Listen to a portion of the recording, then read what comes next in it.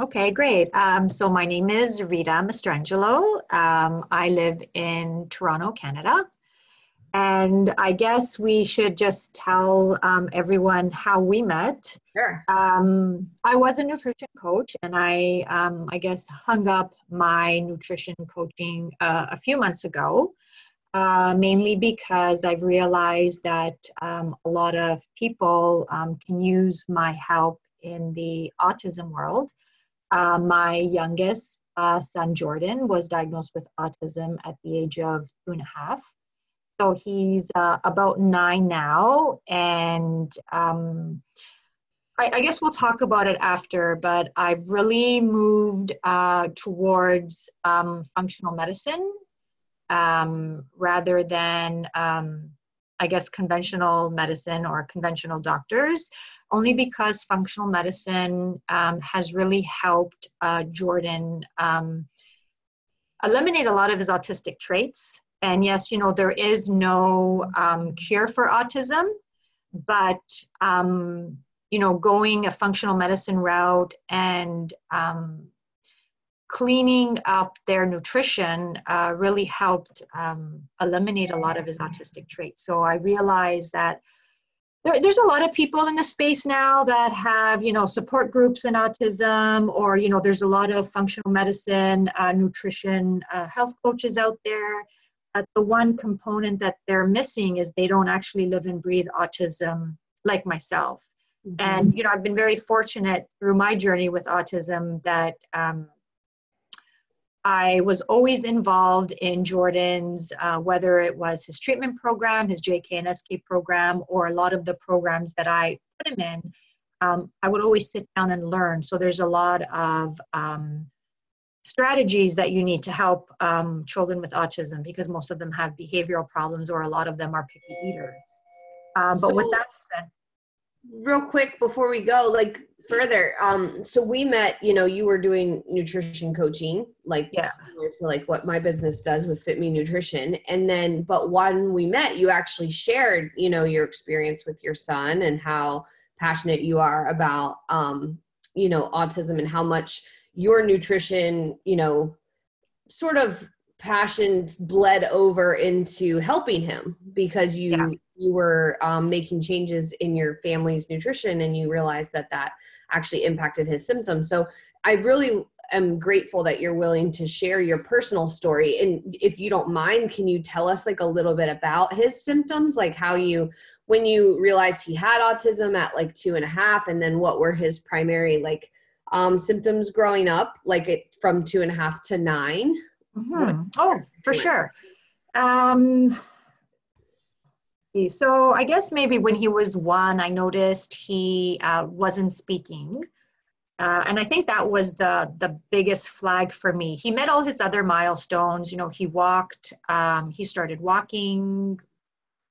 I can't even remember the milestones, but they were all kind of being met. It was just the speech component. So when my husband and I brought him for his checkup, he said, no, he's okay. He's learning 2 languages. I come from an Italian background. My husband speaks Cantonese. So he said, he's learning 2 languages. He's going to be, delayed. So, a 1.5 years went by, 2 years went by, and we said, there's something wrong. He's really not communicating the way he should. Because you had older kids too? So I have Matthew, he's 13. So, but even Jordan, he was playing with toys a little bit oddly, lining things up. But, he had a great selection of food. He enjoyed all kinds of foods. Mm-hmm. So we went to see a developmental pediatrician. And she did an ADOS test that I don't know what the letters mean, but that's the acronym. And it's a test to determine if a child is on the spectrum or not. And a few weeks later, we went back to see her, and, she had these tests, she had these toys out. She wanted to see how Jordan interacted with them. When she called out his name, if he had responded, if he had made eye contact. So Jordan didn't make any eye contact. He didn't play with the toys properly. He didn't respond to his name. And, she gave us the diagnosis of ASD. And I kind of knew he was on the spectrum, but, when you actually get that diagnosis, like I felt that I had just got my life sentence. It's very, it's like tragic, because you right away you worry about who's going to take care of him as he gets older. So we didn't, we were told that we should go to the Geneva Center. It's a autism government-run program. And, we were put on a list for ABA. I don't know if you're familiar with ABA. No. So ABA is applied behavioral analysis, and it's not for children that have behavioral problems, but children with autism learn differently. They're just wired differently, so they need to be taught things differently. But I didn't want to rely on the government programs, because I knew that time was of the essence, and a lot of people have to wait years. And as a matter of fact, like after 6.5 years now, Jordan was only registered in 3 government-run programs. So everything my husband and I did was really out of pocket. So we had an ABA therapist that came to see him throughout the week. We had a speech therapist. We went to an occupational therapist. So Jordan needed to be taught to make eye contact. Jordan needed to be taught, how to blow out a candle because he had low muscle tone. He needed help on pronunciating words, so we had to do a lot of these tactile movements with our hands just to help him. He needed to learn how to ride a bike, but not like you would typically teach your child how to ride a bike, but how to coordinate your feet and how to pedal a bike. Just so many things. He wasn't able to speak, so he had behavioral issues. He would, throw himself on the floor. Going to the grocery store or going to any mall was something that we never wanted to do, because anything can trigger him. And at the time, we really didn't understand autism. It's a neurodevelopmental disorder. So like we just didn't understand what autism was, just that, it was something affecting the brain. We were lucky to get him into a treatment program. It was a 2-year program, a JK and an SK program. And it was like really winning the lottery because it was like a one-stop shop. You had a speech therapist, an ABA therapist, you had teacher therapists, you had OTs. Like I really didn't have to worry about anything. And that's where I actually learned a lot of strategies on how to deal with behavior, how to introduce new foods, because children on the spectrum are picky eaters. A picky eater. Once you said that he wasn't when he was little, like before you had his diagnosis, but after a while, did he become one? Yeah, and that's where it kind of gets into the discussion of, how does someone become autistic? So, there's people that say, it's genetic, it comes from the mom when you're in the womb. And then there's people that say it comes from vaccinations. And, I don't know which route to go, because, when I was pregnant with Jordan, I had severe sinus infection, so I took antibiotics. I don't know if that could have been a factor. Jordan did have a cold when I brought him to get his MMR vaccination, and I asked the doctor if it was okay, and he said, yeah, no problem. But, his immune system was compromised. And the thing about vaccines is that there's been a lot of research, and they found that in these vaccinations, the actual vial, like the drug, there's traces of glyphosate, which is the pesticide found in Roundup. So then that opens up another discussion. Like we're really, poisoning our body by injecting, by getting this injection. And it doesn't happen to everyone. Again, if your immune system is compromised, then your body doesn't remove the toxins. So he was eating well at a point, and then it kind of like just stopped, to the point last year when he was, let's say, I started my journey in functional medicine when he was 7, and he was really only eating 3 foods: chicken, salmon, and cucumber. It's not very many choices. No, and then everything else were fillers. So a lot of processed foods, a lot of, chicken nuggets and French fries, a lot of pizza, a lot of pasta, like a lot of carbs.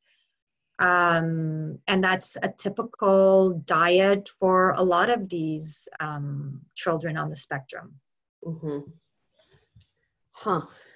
Yeah, I mean, the discussion about where autism comes from can go so many routes that like I almost don't even want to go down that path for this, because I'm, there's so much there and research. So everybody should research and read as much as possible. But I think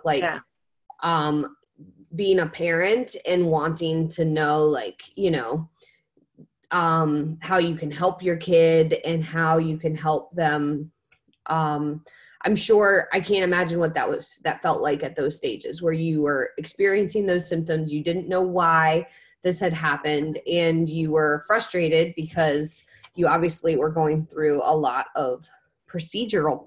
It sounds like, we always skip over that part, but like where you're actually trying to get help, and you want to get the right therapist in there, like that's a whole process. That's like that you don't have a clear path or an answer to, and like in retrospect, it's like, oh, this was the path. But like when you're going through it, I know for my son who's dyslexic, like we really struggled trying to figure out who was the right person to help, and was the school going to help, and like what did I, like maybe I didn't teach him right, or like there was all of this wrapped up in it, and there still is sometimes. So I'm sure felt that. And then when was that difficult, like for as far as the food part and what he was willing to eat, did that limit you guys as a family?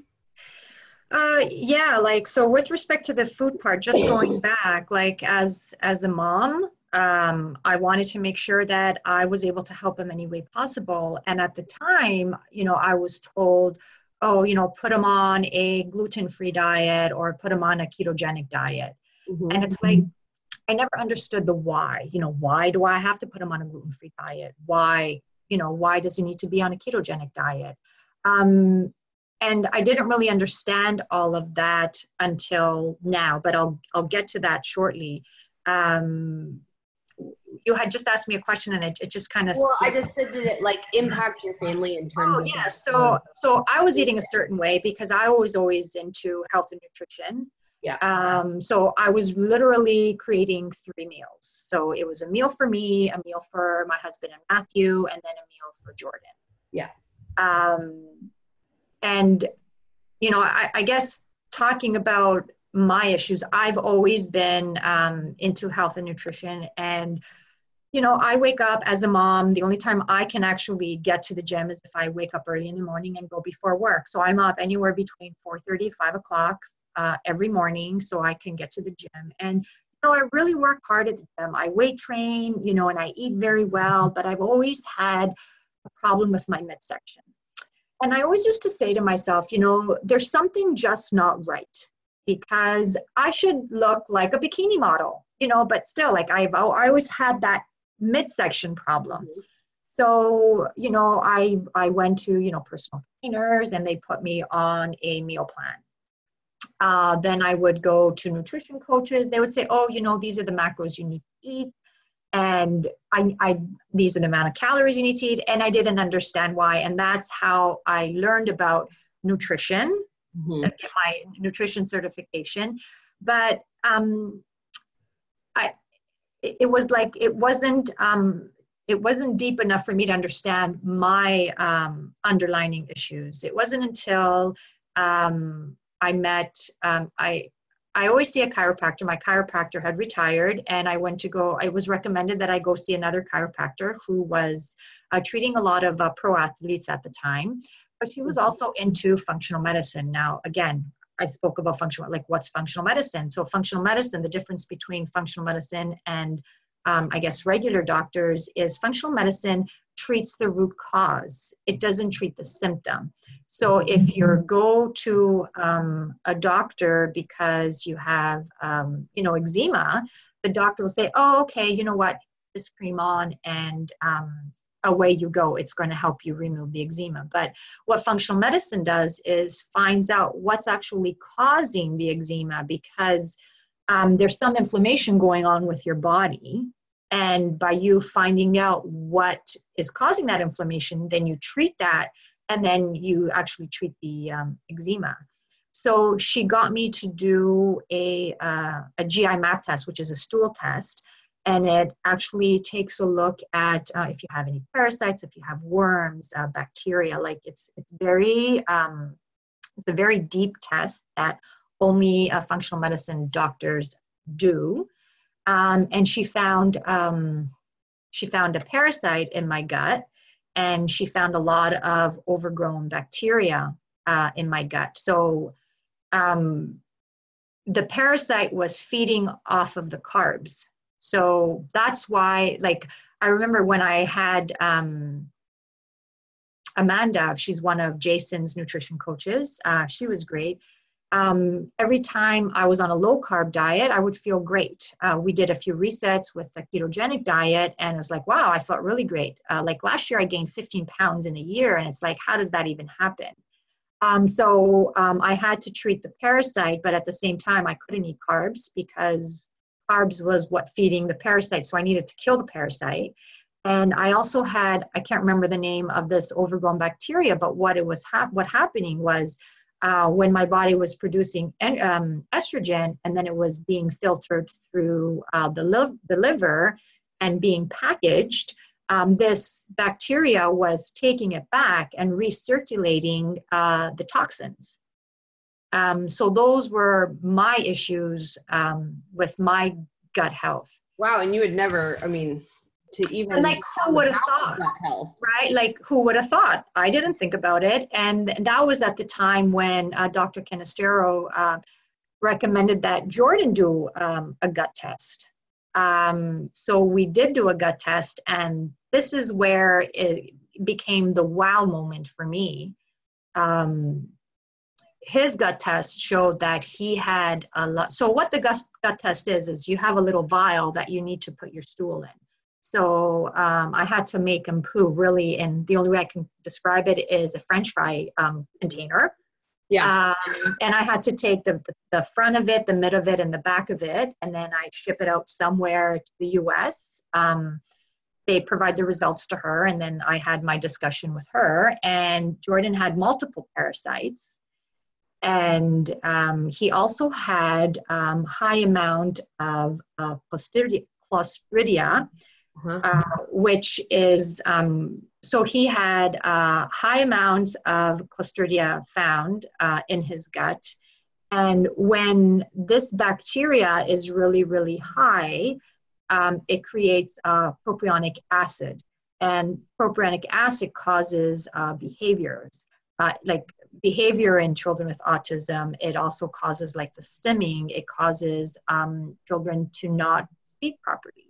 Mm-hmm. They found low amounts of bifidobacteria, which is a good bacteria, but when it's low, it causes carb cravings. And then the carbs, the Clostridia feeds off of the carbs. So like you get this vicious cycle, and it's the imbalance of the bacteria that causes this dysbiosis, gut dysbiosis, like the imbalance of your gut. And wheat causes inflammation in the gut. So that's why it was recommended that he be on a gluten-free diet. But what's the test that you guys had done? So you had it done first, and then he had it done. What is it called? It's a GI map. That's what it's called, GI map. And there's a few tests out there, but this GI map is a 1-day test. There's some people that I know that have reached out to me that have done a 3-day test, but they say he has all the symptoms, but the results came back negative.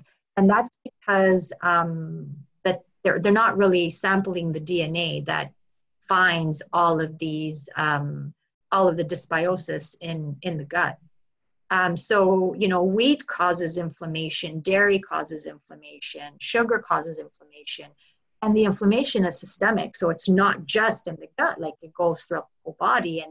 And he had like brain fog, like just times when it's like we totally lost him as a child. Like he didn't know what was going on. He was in his own little world. He didn't want to play.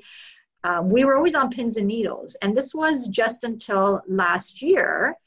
And that's when Dr. Stephanie gave me the protocol to give him to help, you know, balance his microbiome.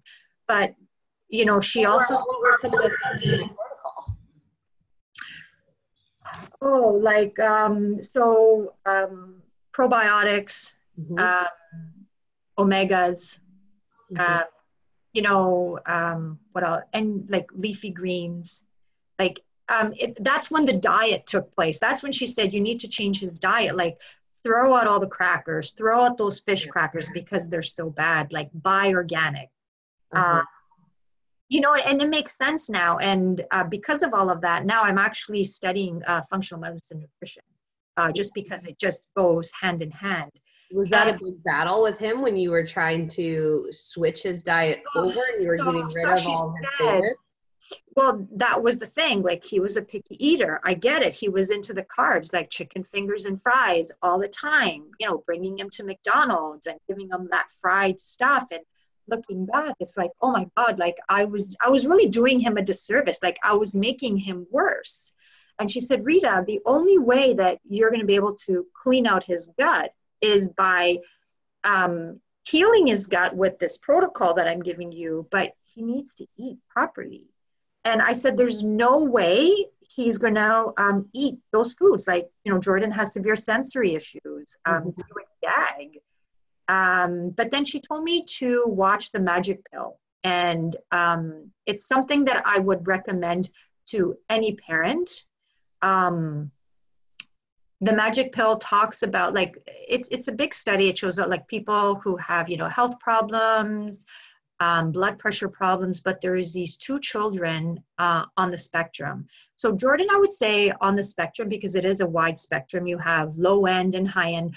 Jordan was mid-range, but there's this girl, I think her name is Abigail, you know, she had seizures. She had the typical diet. Her parents changed her diet and she made such improvements. And after seeing that movie, I said, okay, if this little girl can change her diet, then there's no reason Jordan can't change his diet. And luckily I had all these strategies on helping him, introducing new foods and helping him manage the sensory issues that from 3 foods he ate last year, now he's up to 10 foods. And these are all whole foods. He's not a fruit eater, but you know, there's 10, I can tell you what he eats. Like he eats chicken, he eats salmon, he eats veal, now he'll eat like beef burgers. For vegetables, he'll have carrots, he'll have broccoli, cauliflower, and then he'll have blueberries and cherries. I'm trying to go fully gluten-free. It's still kind of hard, but you know, just by cleaning out his gut or healing his gut and changing his diet, like he's like a totally different person. Like he, you know, he understands and he's more in the moment. You know, he goes to a mainstream, he's in a mainstream classroom. They wanted him to go to an autism class, but I said, no, like that's not reality. Like he's not going to be little forever. He needs to adjust and understand the world around him. And the way I see it is that if Jordan was able, like Jordan's doing fantastic, other kids can probably do better than Jordan. And there's kids maybe that won't do as well as Jordan. But by healing the gut and changing their diet, I can guarantee, like that's the only promise that I can make. By healing the gut and changing the diet, you'll see improvements in your children. Yeah, you know, this is sort of like a weird subject for some people because some people still feel like food is completely unrelated to their health. And this is, you know, one of the things that I talk about a lot is that, you know, you may not be able to cure You know, you may not be able to cure a medical condition, and certainly you and I are not doctors, and you should see a doctor. However, it is also really important for you to take ownership of what you're putting in your body, because it can absolutely make things worse. And you can cause systemic inflammation, like you were saying, and you can aggravate your body's symptoms by what you eat. And so even if you have a medical condition or are under the care of a doctor, it's even more of a reason to look into, well, how can I change my diet? How can I support my gut health? How can I incorporate, you know, activity to facilitate like the healthiest possible vehicle so that like you can set yourself up for success. I mean, I have like just the smallest experience with this because growing up, and I'll tell you this super fast, but growing up, you know, I used to get heart pains when I was little, like through, you know, third and fourth grade, I'd sit in class and I'd get like, it almost felt like somebody was stabbing a needle in my chest. And, you know, I told my mom, of course, and she took me to the doctor right away and they checked my heart, nothing wrong. So they sent me to a GI doctor, and the GI doctor did a barium, you know, roll you around and check for, you know, what's going on. And I had, and I think this was like at age 8 or 9, severe acid reflux disease at age 8 or 9. So from that point on, they put me on, you know, all the big medications, Acifex, Nexium, you know, all the big ones. And I took those forever. I would take Zantac 150s a couple times a day. I would take Tums. It got worse in the Navy. It was like they checked me for esophageal cancer when I got out of the Navy because they were so concerned that my reflux had been going on for so long. And I had always had severe seasonal allergies and eczema. I had eczema on my arms. I'd had it on my eyelids. It would peel and crack. I had been on like steroid medication from the doctor to get rid of it. It never went away. I couldn't even wash my face because it hurt so much. I mean, it was just my life. So I always told people I have eczema and I have reflux. Like it was just a given. I said, these are my medical conditions and the doctors are treating me, you know, and I'm taking their medicine. And it wasn't until, ironically enough, like and I don't always love challenges, but like every once in a while you can learn something pretty amazing. For sure. In the context of a challenge. And I did a paleo challenge at my local CrossFit gym, completely from peer pressure, totally peer pressured into it. And I eliminated, you know, processed foods, all of them. And I ate whole foods for, you know, 30 days and I felt amazing. And then but I didn't know, I wasn't paying attention to those things because I had just made the assumption that, you know, that was like forever. And I just kept eating that way. And then 6 or 7 weeks had gone by. And I remember looking at my husband and saying like, oh my God, like all my eczema's gone. And like my reflux is gone. And that was 5 years ago. And I haven't been on medication for either medical condition ever since. I can't even imagine how much damage I would have done to my esophagus over a course of a lifetime had I not just evaluated what foods were working for me and which ones were causing inflammation. Now, did they cause the reflux? I don't know, but they certainly made it way worse. And the same thing with the skin condition. It's like, you know, I was embarrassed by my skin. I, you know, was itchy and uncomfortable and I didn't like to sweat. I didn't like to wear clothes in the summertime that made me itch. And it's just like, there is something to be said for an experiment of trying to clean up your diet and see how it affects your overall health, because it really can. And yours is a perfect example for both you and your son, where it's played like a significant role. But I think like you don't have to, it could just be something you've taken for granted your whole life, like how I took for granted that I had reflux. And it's not just limited, let's say, to myself or someone on the spectrum or anyone else. Like it's for anyone. did you ever find out what food was bothering you? Like, was it the processed food? So I've been gluten free ever since then. I've always known I have severe allergies to like outdoor grass and pollen and ragweed. And I think that had, crossed over essentially into grains. So since then I've kept the refined grains out. I never introduced artificial sweeteners back in any form. So I just stay away from those. And I limit dairy. I'd like to say I'm dairy free, but I'm not. And when I have dairy too much, eczema comes back.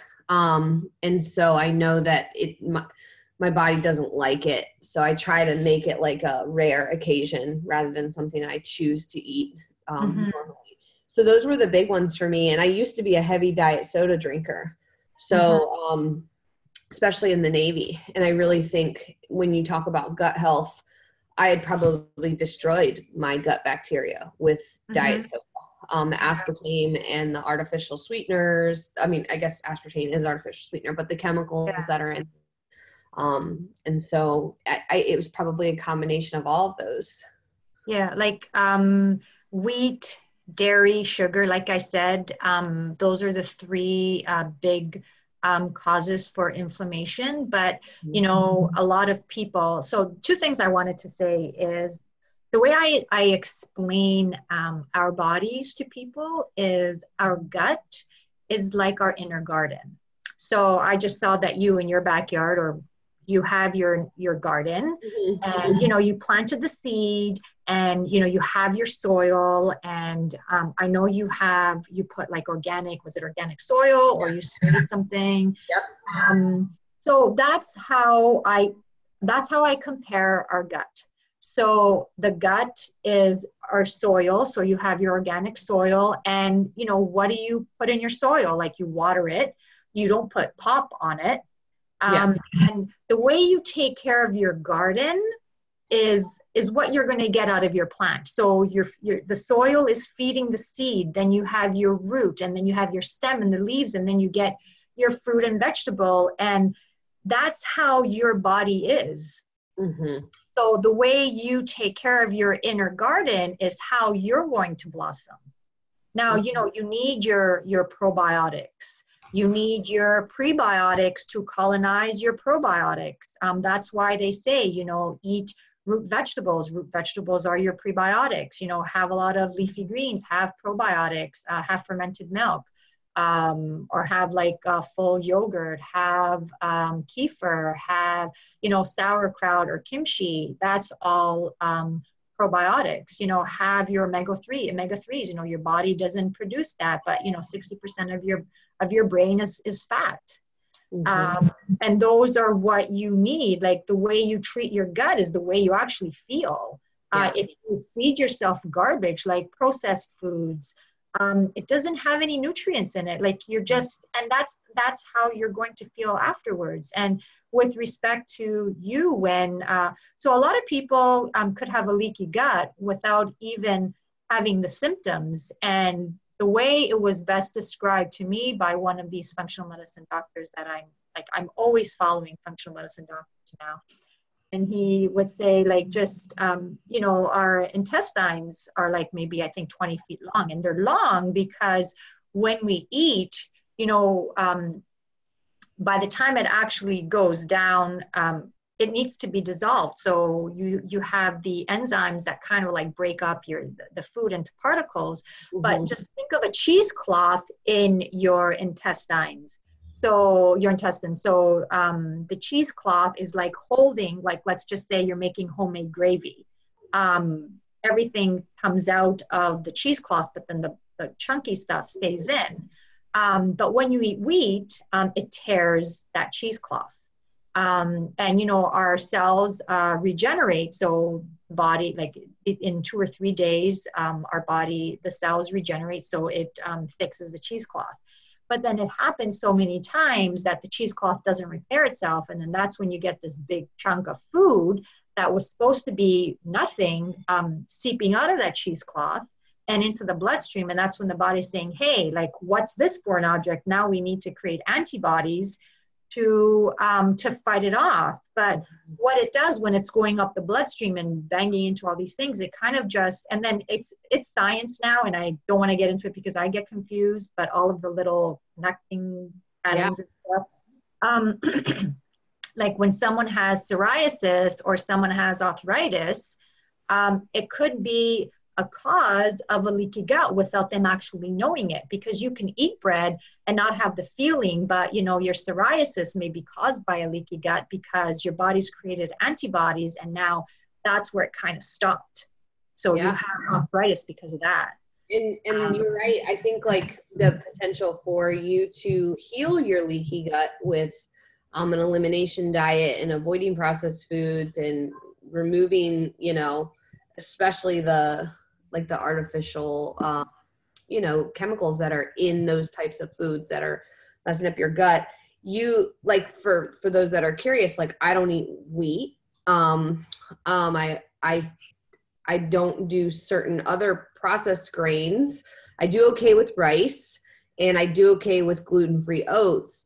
But the nice thing is that I've gotten to a place where, like, if I accidentally had some gluten somewhere, like, or if I ate a piece of bread right now, I probably wouldn't have any symptoms at all. Like, I could probably get away with that, like, once or twice in a blue moon, because I feel like my gut has healed. I'm, like, in a totally different place. I wouldn't do that on purpose to myself, because I don't know if that's the cause of, what had irritated my gut. But it's definitely a different place now, because I feel like if I did have leaky gut, it's better.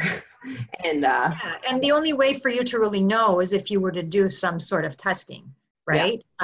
That's really the only way to know. A mom reached out to me saying that, I'm going to bring my son to a gastroenterologist to do a gut test, but I said they don't do that. Like, they just don't do that. Like, they're not equipped for that. They don't have those tests to do that.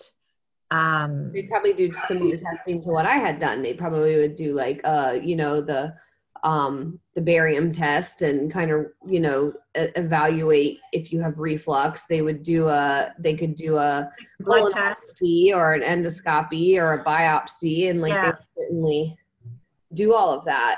But it won't capture the same results. Let's say if you do a GI map test.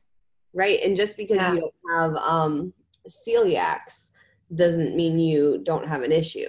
Like I don't have a gluten problem, like part of the test. So like I'm okay with gluten, but when I eat bread, I get really, really bloated.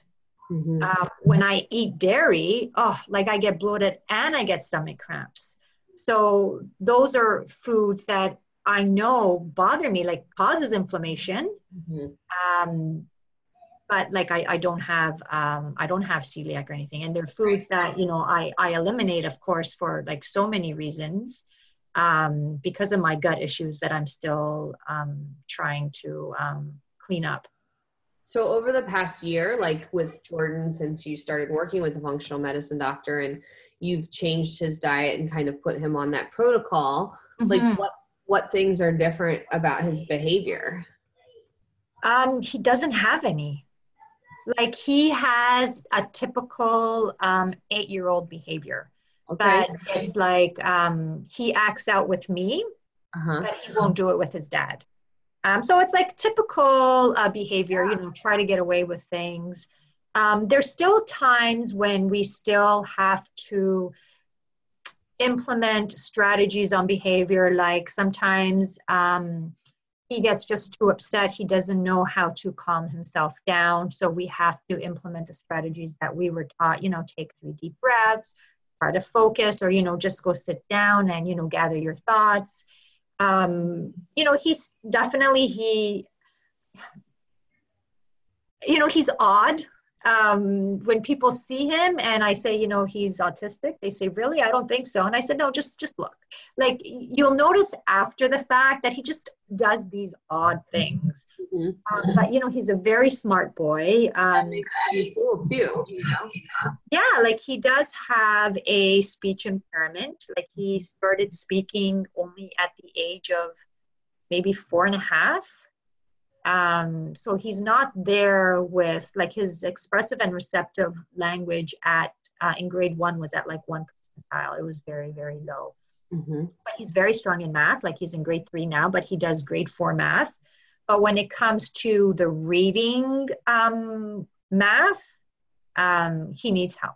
So he does have an educational assistant in his classroom for an hour in the morning and an hour in the afternoon to help him. But like his peers love him. Like a lot of kids like him in the school. And you know, he used to stim a lot, you know, run around, make these noises, flap his hands. Like he's always been very tight. That has diminished as well. Great sleeper. Like, you know, I still introduce, I try to introduce a lot of root vegetables just so he can get his prebiotics in. And, you know, I pureed a rutabaga. Like I'll be 48 in a few months, and I had no idea what a rutabaga was. Like my mom knows what a rutabaga was. You know, I'm first generation Italian. My parents came in the, you know, late 60s, and I grew up with Italian food. But, you know, still when I try to give it to him, you know, he'll try it, but he gags. But, you know, I still keep on introducing the foods because I know how powerful the food is. You know, food is medicine. And, you know, he understands, like he knows the difference between a healthy food and non-healthy food, you know, how important organic food is. You know, I take him to Whole Foods shopping with me, and he goes, Mommy, you know, is this healthy? Is this organic? So like the whole family now is really into, I no longer make 3 separate meals. It's typically just one. That's awesome for you.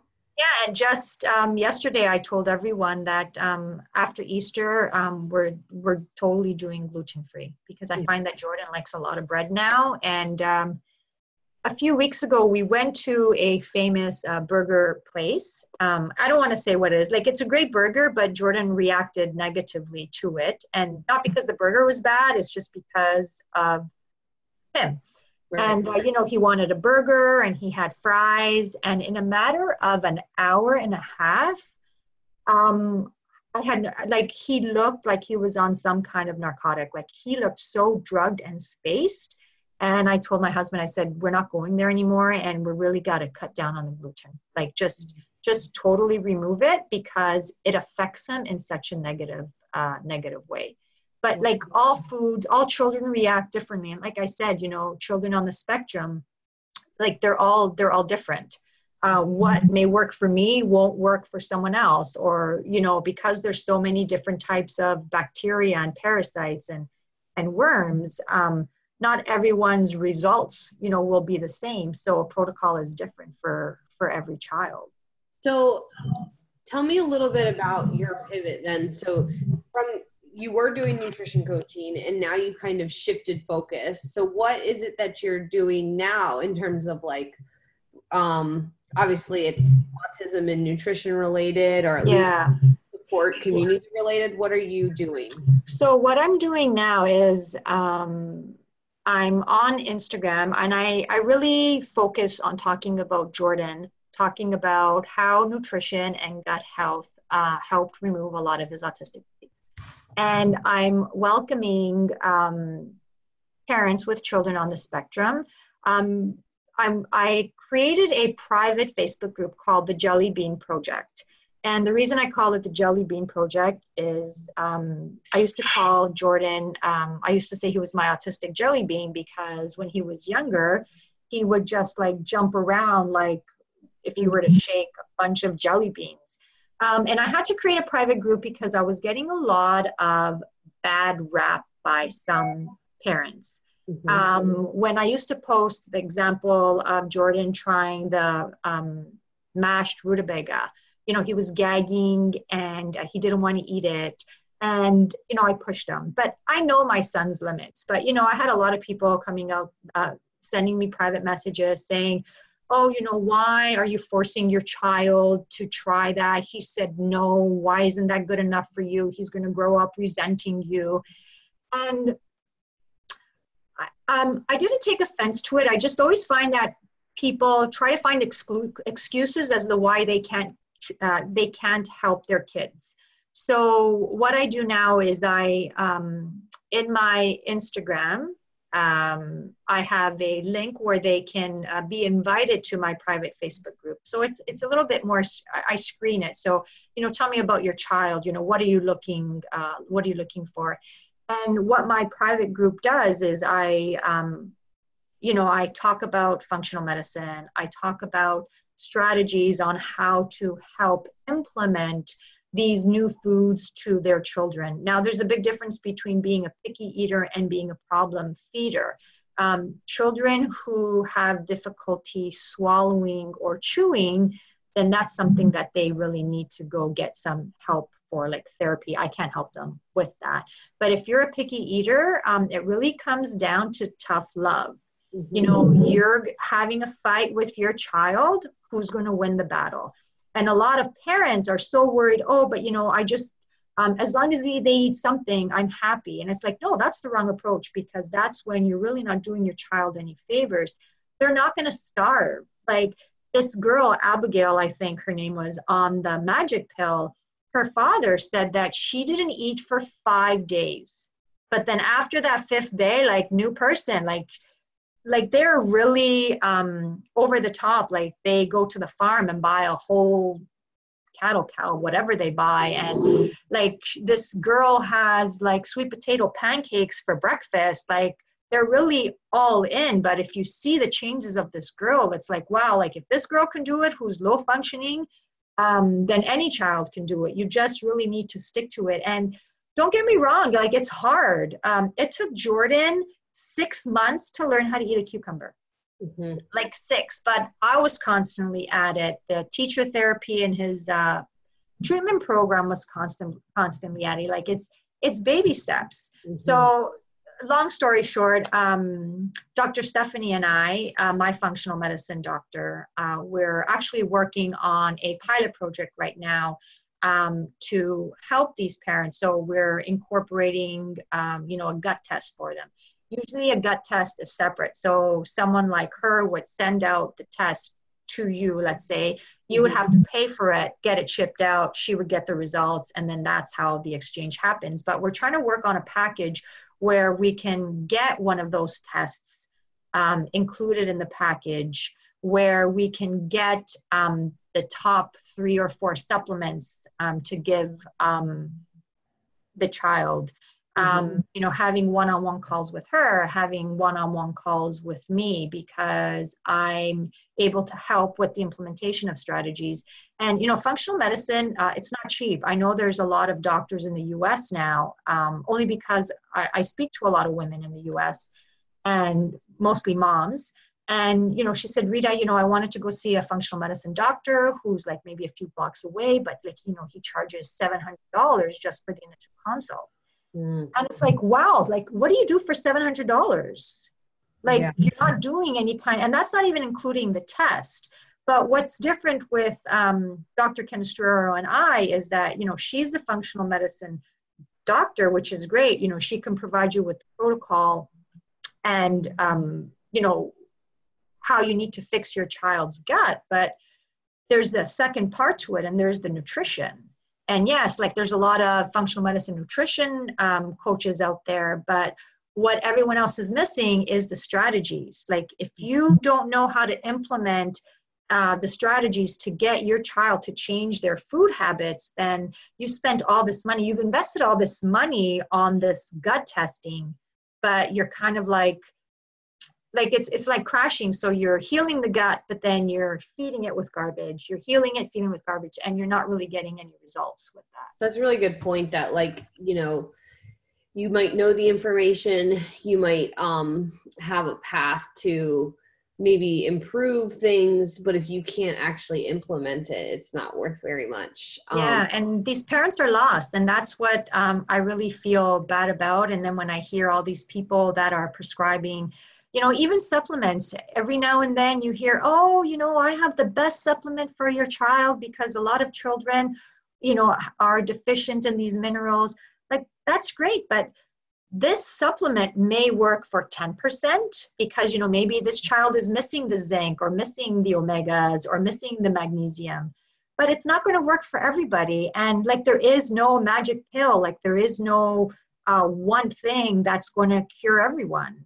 And I just feel bad, like, again, like it's expensive, and I feel a lot of people now are taking advantage of these parents' vulnerability because they want to help their child with anything, and then you get these ginormous costs with functional medicine doctors that aren't even certified. Like, there is the Institute of Functional Medicine, ifm.org, which is based out of Cleveland, which Dr. Canestraro is part of, even though she lives in Toronto. But those are the certified functional medicine practitioners. So if anyone is really looking for someone that's certified, then go to that website and, find doctors in your area. But the good thing about functional medicine is that it's virtual. She's never met Jordan yet. She is going to meet him in a few weeks because she wants to do a heavy metal test on him, and she has to prick his finger. But otherwise, she's really never met him. That's really cool. I didn't realize that. Yeah, you don't need to, like, she does a lot of Zoom calls with her clients. Right now, she's somewhere in the US. Like, she treats a lot of pro athletes, like hockey players. She's in Nashville, I believe, treating a lot of the hockey players in Nashville. I don't know what team is in Nashville. Nashville Predators, I think. But she's a chiropractor, but she also treats post-concussion pro athletes through functional medicine. Wow. But, so, I mean, what we'll do is we'll include, your Instagram in the notes below this, and sure. Any other links that you mentioned. I mean, if you're listening to this and you're annoyed or you're excited, either way, I think what we wanted to do is have a conversation about this subject. Rita and I, I've been following her on Instagram, and I've been seeing what she's been doing. And I've just admired how she's sort of, there is no clear answer. And that's what I said, 30 minutes ago, is there's nobody who's going to lay this path out for you. And so taking ownership over what you can do and different ways you can implement better foods for your family. And if you have a child with autism, plugging in to support and being able to ask questions about other people's experience so that you can, inform yourself as much as possible, I think is really, really helpful. And that's what I'm excited about that you're doing. And so I know other people have children who maybe even aren't on the spectrum, but maybe struggle with behavior issues. And this might be something you can try. I mean, there's literally zero downside to trying to improve your children's diet and seeing if it helps with the behavior stuff. And I did really like what you said, tough love is hard to implement. And so having some support and some strategies to do it, and kind of being willing to go the long haul. I mean, you tried 6 months for just a cucumber, and you got it. It worked. And it takes time, but that is, sometimes you have to kind of wrap your head around that. You might introduce it the first time and they gag, or they're like, no way, or they throw away what you just made. And that's really frustrating. So I'm just grateful for this conversation. And if you are listening and you want to contact Rita, that her information is going to be available. And, we could probably go on for hours, but I'm just really excited to follow your journey. And I'm excited you're providing this community of support for people who are looking for answers and looking for anything to help their child. And so I'm just grateful. Is there anything that you wanted to say before we sign off?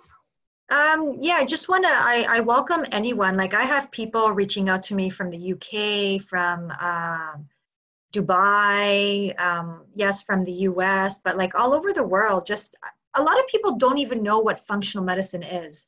And I think that's what the big deal is. I always told my husband, I need to turn over every stone, because I don't want to have any regrets 10 years from now. I should have tried this. I should have tried that. But it's just so weird. Like the one thing that could have changed years ago was in front of my face this whole time, and it was food. Yeah. And then had I not met, had my chiropractor not retired, and had I not been referred to, Dr. Stephanie, then I would have never known about functional medicine.